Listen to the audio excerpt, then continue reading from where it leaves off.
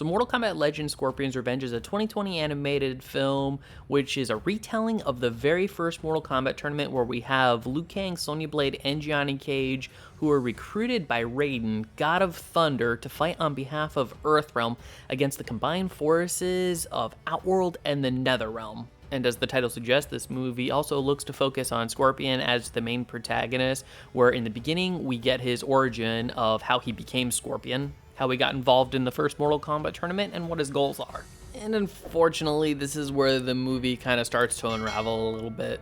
Because this movie is really trying to do two things. It wants to be a Scorpion movie, but it also wants to be a retelling of the first Mortal Kombat tournament.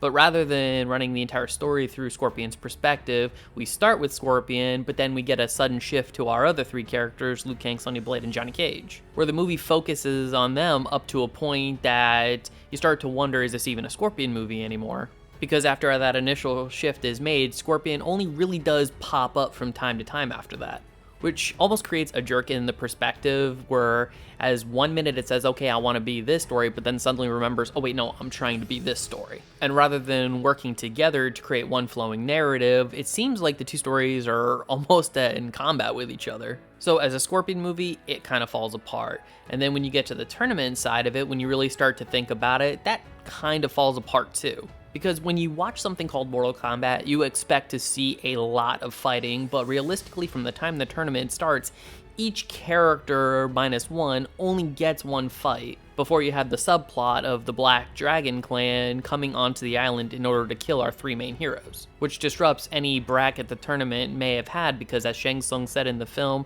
that he is the one that decides who is gonna fight who. But then as I said, after that first fight, that just kind of goes away and really comes down more to who can get to Shang Tsung's palace first, which really defeats the entire purpose of even having a tournament. And with the movie only clocking in at 80 minutes, this jerk-in perspective of story makes the movie feel even more rushed.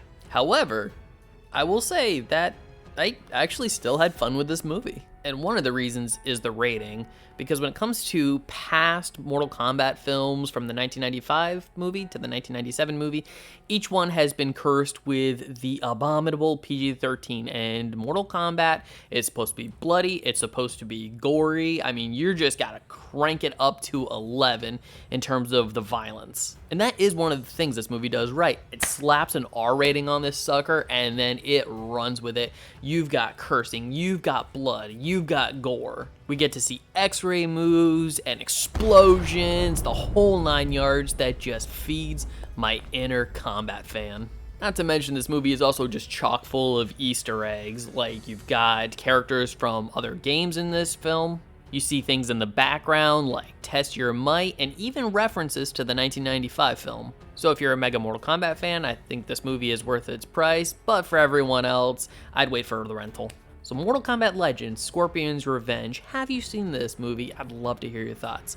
Please leave your comments in the comment section below, and if you like this video, I'd love it if you'd smash that like button, share it with some friends, subscribe if you're not subscribed already, and ring that notification bell for more comic book content. And if you're wondering what to watch next, consider one of these two videos. Alright, take care, have a great day, and as always, stay geeky.